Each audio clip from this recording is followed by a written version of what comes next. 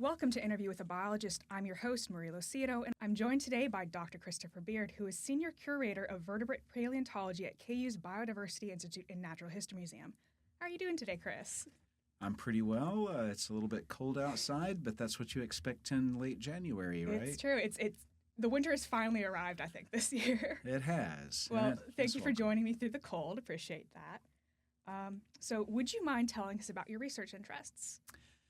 Yeah, so Maria, throughout my career, one of the real foci of my research has been the origin of this big group called anthropoid primates. And so anthropoids today are monkeys, apes, and humans. And they're interesting to study because they're so intimately related to human origins. If you compare the skull of a monkey, for example, to the skull of a human, you're pretty hard-pressed to find significant differences. On the other hand, if you compare them to a skull of a primitive primate like a lemur, those things have many features that remind us more of, say, dogs than they do of a human skull. So it's an incredibly interesting thing to study. It's something that for a long time we knew very little about. And it entails not just anatomical changes as you go from a non-anthropoid to an anthropoid, but also biogeographical changes, because we know that anthropoid origins took place on a really dynamic global stage, and that's what this paper mainly is dealing with. Okay, that's very interesting. So I know that topic also informs one of the classes you teach here at KU. Would you mind telling us a little bit more about the classes? Yeah, so yesterday actually was first day of classes here at KU, and I taught my first session of a course called Primate Evolution and the Fossil Record, which is really one of my favorite classes to teach at KU. Students get really interested and engaged in it. What we do in that class is we really start from the very beginning of, actually before the beginning of the primate fossil record, animals that are likely to be closely related to primates, but they're not exactly primates yet. And so we start there, we work our way through the fossil record of primates right up until humans. I've also added a lab component to that course for the first time this year. It's a separate 1 credit hour lab component that gives students much more opportunity to engage in hands-on learning activities. We have one of the great aspects of KU is that we have our own fossil collection, and so we have plenty of fossils that are relevant to this subject, and this is one of the best ways to get students access to those specimens. Yeah, you had mentioned that we have one of the top fossil collections for colleges within the U.S., but for your particular area of study with, old primates, what would you say is the oldest skull for that kind of area that we have? Well, that's an important question. Probably the single most skull in the KU vertebrate paleontology collection that's relevant to primate origins and primate evolution is a skull from the San Juan Basin in northwestern New Mexico. This dates back to the Paleocene, so this is the interval of Earth history right after the dinosaurs have all died and the mammals are evolving like crazy. We have the only skull of an animal called Pelekthan nascimenti. It's a mouthful, but this is actually one of the oldest skulls of a group of, let's call them proto-primates that were living in North America at that time. And in fact, just last year, a brand new study of that skull was published in the Journal of Human Evolution. So it's a very timely specimen. It was found back in the 70s, but it's still giving us information today. What would you say drives you as a researcher? Well, I'm really lucky to be a paleontologist because it combines a lot of things that are just inherently interesting to me.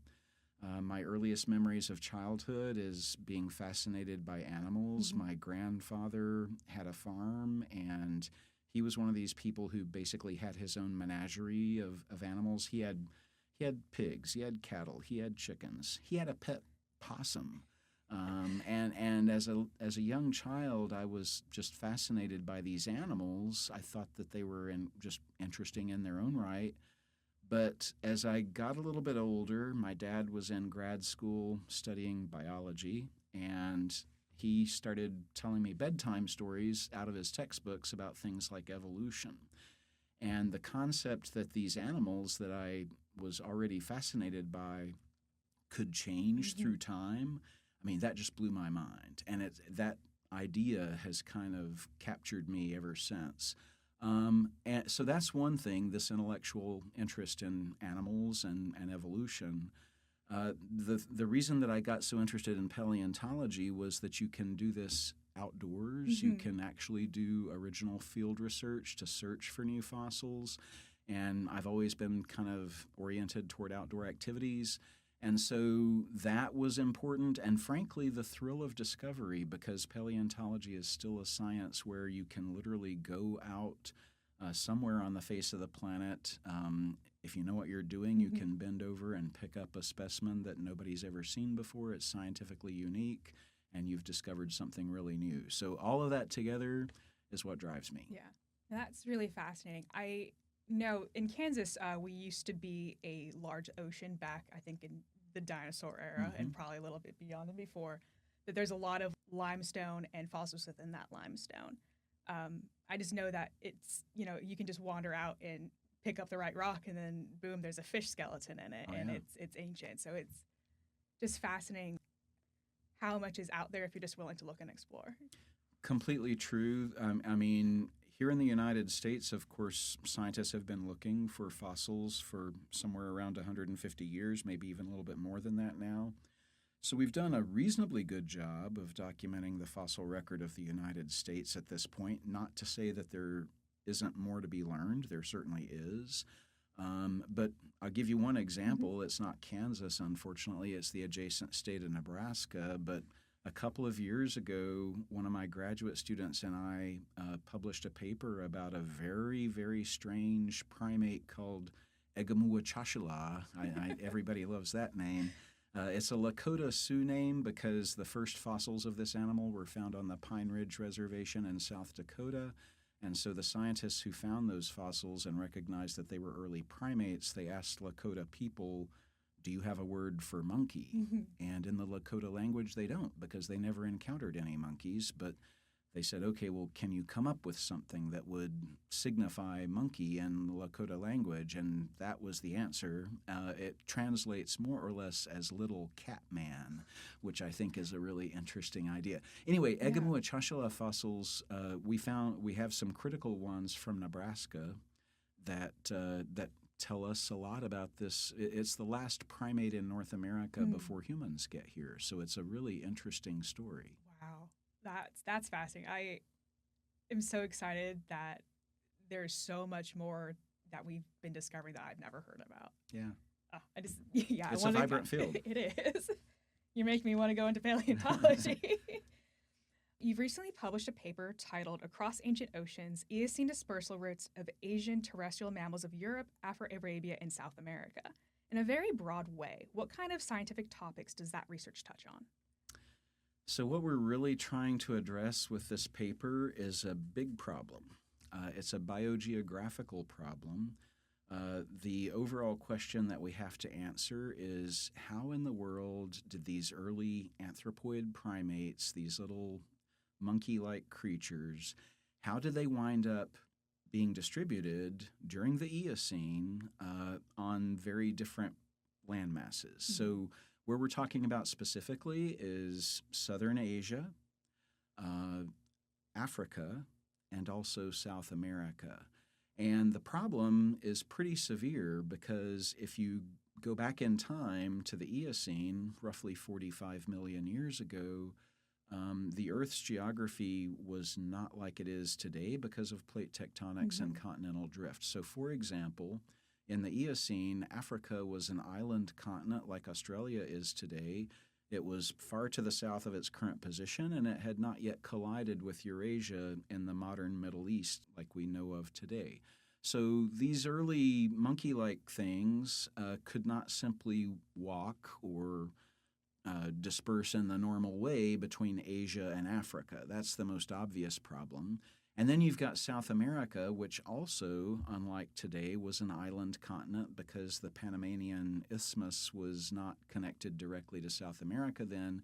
So even if you're a monkey in North America, and by the way, we don't know of any monkeys in North America, either living or extinct, you couldn't get easily to South America. So the big question is, but in the Eocene, monkeys were in all of these places. So how did that happen?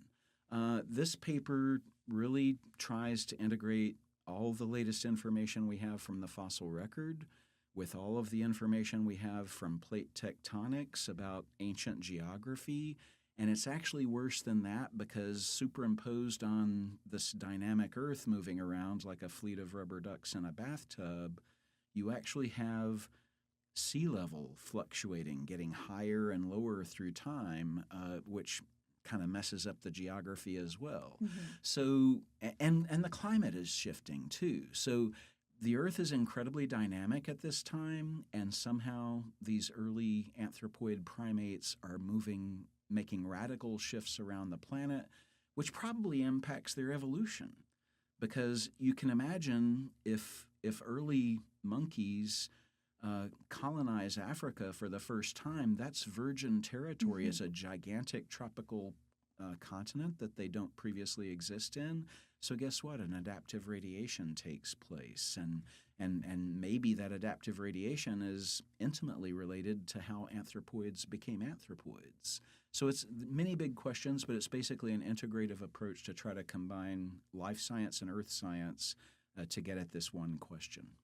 You had mentioned, I think it was adaptive radiation. Could you break that down for us a little bit? Yeah, so adaptive radiation, if you think about an evolutionary tree, you have a group of organisms that may be represented only by 1, 2, 3 species, and we know by studying the fossil record and even by studying genomic data that sometimes something triggers that little non-diverse lineage to suddenly undergo rapid diversification. So one species suddenly multiplies and becomes 25. Oh. We know that there are a couple of ways that can happen. One is colonization of a new place, which kind of releases them because there's nobody there that does what they do, and so suddenly they can diversify and fill lots of empty niche space. Another mechanism that can trigger adaptive radiation is something that we often call an anatomical innovation. So one of these species basically builds a better mousetrap, and that allows them suddenly, on the basis of this advantage, to radiate evolutionarily. Okay. We know that this happened both in Africa and in South America. What we don't currently know is how critical were these early evolutionary radiations to literally turn a non-anthropoid into an anthropoid in terms of anatomy. We're still working on that. Now that we have some groundwork laid down for what your research is, can you tell us what your research publication, like what it was really about? So it's actually very difficult to reconstruct what we can call paleogeographic maps of the world. All right, we know what the planet looks like today. We can look at Google Maps and have a great idea at a high level of precision. But if we turn the clock back 45 million years, it's not so easy to reconstruct what ancient geography looked like. Why? Partly because the world itself is dynamic because of plate tectonics, so literally the ground is shifting beneath your feet. I'll give you one great example. We've been working a lot in Turkey recently, and what we have found out, literally by studying the fossil record of Turkey, is that 45 million years ago, Turkey, its geography was completely unlike what we know of today. It was not connected to either Asia or Europe. It was its own, let's call it a lost continent, kind of like Atlantis, if you want to imagine something like that.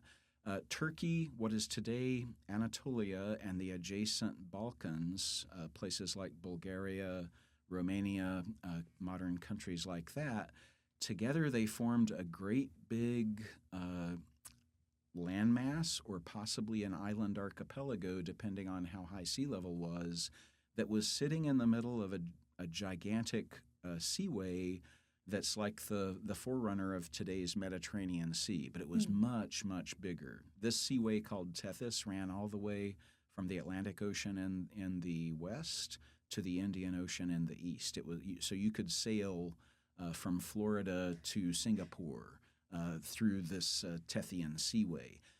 You would pass by this lost continent that we've named Balkanatolia, the Balkans and Anatolia, and so that just gives you one hint of how different the ancient geography can be. And for our story about anthropoids, we're happy to be able to report that we did find the very first fossil anthropoid on Balkanatolia. It was published in 2023. So maybe Balkanatolia played a role in how these early monkeys were able to spread from Asia to Africa and to South America. I know within your paper you mention a few different ways that animals are able to disperse. One of them, I believe, is rafting. I think land bridges may have been another. Yeah. Yeah, would you mind expanding on that? Yeah. So a major goal of the paper, especially the earth science part of it, was to try to literally set the stage of, how was it possible for these early monkeys to move around the planet? It's really hard to generate hypotheses, much less test hypotheses, if you literally don't know what the paleogeography was like. So we went to a lot of effort to do that using latest technologies, some software that was just recently released, and a lot of field work in various parts of the world to come up with what the ancient geography was like. The upshot is that in order for these early monkeys to be able to disperse from Asia, which is where we think that they first evolved, to Africa and then proceeding on to South America, the only way that they could do that was by traversing these large, wide expanses of sea. We tried to figure out what were the most efficient ways of moving from one landmass to the other based on the new paleogeography that we've determined. But even the shortest hopscotching across open seaway is, we're talking hundreds of kilometers that these little monkey-like things had to get across, and we don't think they could swim that far. So we're really talking about this mechanism called rafting, which, a lot of people hear that monkeys on rafts are the way that these early primates got to Africa and South America. They say this sounds outlandish, and to some extent it does. But here's the mechanism: you're a group of monkeys. Monkeys are famous for being very social primates. They generally live in troops. You're a group of monkeys. You're living in, let's say, southern Asia in the Eocene 45 million years ago. The Eocene was a greenhouse world. We had palm trees have been preserved in Alaska at that time, to give you an example.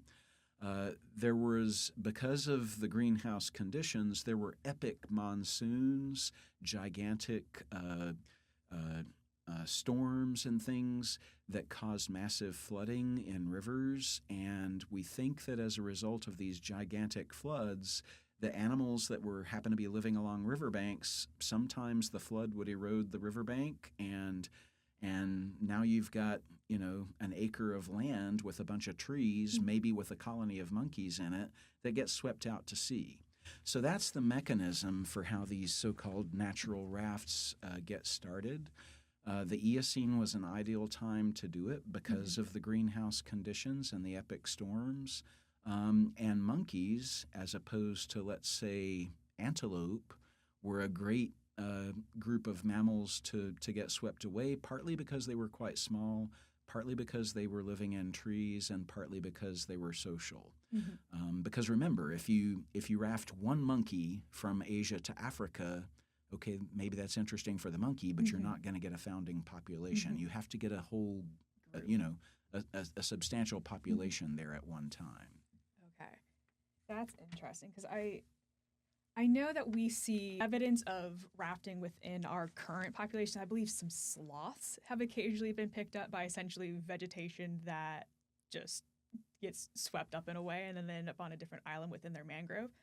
So I know that there's some current ties to way back in the past. You're absolutely right, Maria. In fact, it's even more interesting than that. There have been eyewitness accounts of this phenomenon, even in the last several decades. There was a hurricane in the Caribbean. I want to say this was back in the 90s. And a former colleague of mine was a herpetologist in Pittsburgh, Pennsylvania. She was working in the Lesser Antilles in the Caribbean, so she knew what kinds of iguanas lived on which islands in the Caribbean. And after one of these hurricanes went through, a species of iguana that did not live on that island was suddenly there, and she asked local people what happened, and they said, "Oh, we saw it one day. This flotsam and jetsam from the hurricane came in, and there were iguanas riding on that stuff, and they colonized the island, and they're still there. It's a viable population." So there's actually eyewitness accounts of this happening. It's rare, of course, but yeah, it's been seen. Yeah, just amazing that, there's so many touch points between history and now. Oh, yeah. In sort of a continuous cycle. We've talked about these anthropoidal monkeys. Just to sort of tie it in with the creatures of today, would you mind telling us a little bit about what those monkeys were like, and then what sort of evolutionary ties they have to current animals? Right. So today monkeys come in two main flavors. There are the so-called old world monkeys. Think about baboons and macaques and things like that. And then there are the New World monkeys, like the capuchin monkeys, the howler monkeys, the spider monkeys, animals that live in the Amazon basin today. So those two big evolutionary radiations of monkeys, and for true fans of evolutionary biology, please forgive me for using a generic term like monkey, because monkeys are not what we call monophyletic, because they exclude this group called apes and humans that we belong to. So apes and humans are more closely related in an evolutionary sense to old world monkeys than old world monkeys are to new world monkeys. So when I say monkeys, I'm kind of committing a faux pas. But what were these early monkeys like? The earliest ones that colonized Africa were not, strictly speaking, old world monkeys. What they were is, if you can imagine an evolutionary tree, they filled that space between non-monkeys and monkeys. So, and we're still piecing together how monkey-like were they. Did they have 90% of monkey features? Did they have 20% of monkey features? We know that they were phylogenetically related to monkeys. We also know that they were not old world monkeys. They were, we can call them stem anthropoids. That's the correct term. So these were, biologically, what did they look like? Probably a lot like a monkey. If we just saw one at a zoo, we would probably all agree, oh yeah, that's a monkey. But it would be a very small monkey. Most of these guys weighed somewhere in the range of between 100 and 500 grams. So a big one would weigh a pound. So that's a small animal. They were totally arboreal, very reluctant to come to the ground, because that's, you lose the Darwinian game if you're a little tasty morsel like that and you wind up on the ground. What did they eat? They ate fruits. They ate a lot of insects and things like that. So they were, little arboreal, very active. When you're that small, you've kind of got a caffeinated physiology. So that, I think, is kind of painting a picture of what these things were like. Now, by the time the earliest monkey-like creatures got to South America, which happened not long after they got to Africa, by the way, but the ones that got to South America are already full-blown anthropoids. They already have all of those features, and in fact, some of them are going to be basically ancestors of the living South American monkey radiation. But again, they're tiny, totally arboreal, and eating fruits and things like that. Awesome. Thank you for painting that picture for us. Yeah. What kind of methods did you utilize to find your research results? Well, this paper uses a lot of different methods because it's an attempt to integrate paleontological, i.e. biological data, with geological data. So the geologists are using very different methods than the biologists are. The geologists are mainly concerned with methods related to geochronology. How old are these fossils? At what point in time did this continent collide with that one? And so those methods include things like radiometric dating using unstable isotopes of different elements. Potassium argon is one example. There's also a method called paleomagnetic reversal stratigraphy, which depends on the Earth's magnetic field literally flip-flopping through time because of dynamics in the core of the Earth. So those are the kinds of methods that the geologists were using, in addition to some recently released software, which just basically enhances data analysis. The biological data that we're using are the fossils themselves, and then our phylogenetic analyses of where do these fossils fit on evolutionary trees. Again, today modern phylogenetic analyses rely on fairly sophisticated software to try to understand as well as we can what the evolutionary tree looked like. During your research, what kind of findings did you have, and then what do those findings mean for further research? Well, we've definitely established that these early monkey-like creatures had to raft across open seas. A lot of biogeographers hate that idea because it's kind of like the deus ex machina of biogeography. I mean, it's kind of like saying, well, okay, maybe they got on an Airbus and they landed in Africa or something. But literally, what we know about Earth history means that this is the only way, it's the only mechanism that these organisms could move. What we found that has broader implications is that the monkey-like creatures were not the only animals to do this at that time. There are a number of rodents in particular. The living rodents of Africa and South America, think about things like chinchillas and guinea pigs. Those animals may have been on the same rafts with the monkeys from everything we can tell. The fossil record indicates that. Genomic data indicate the same thing. So this rafting phenomenon is broader than we originally thought. Mm-hmm. For the everyday person, why is it important that we keep doing this kind of research? I think almost everybody has asked the question, you know, who am I? How do I fit into the rest of life on Earth? And, you know, everybody wants to understand how things got to be the way they are today. I think that's just inherently interesting. This kind of research tries to answer that question. Scientists are supposed to, we're supposed to be people who are not concerned with broader issues. We're just looking at hard data and trying to analyze that. But I actually think that understanding more about how humans fit into the evolutionary tapestry of life on Earth raises really significant ethical and philosophical issues. For example, the fact that humans are nested within this big primate radiation, for me at least, raises the issue of animal rights. I mean, chimpanzees are our closest living relatives, gorillas farther away, etc. Should we think about conferring special rights on some of our closest relatives because of our close evolutionary affinity? So that's one issue. Another issue is the biodiversity crisis that we face right now.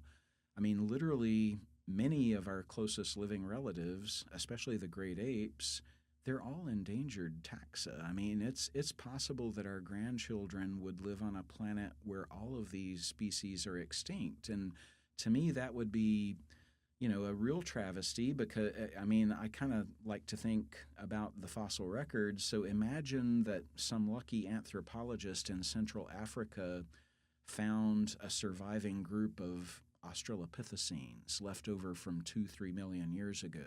So suddenly we've found a living population of things that are even closer to us than chimpanzees. What would we do?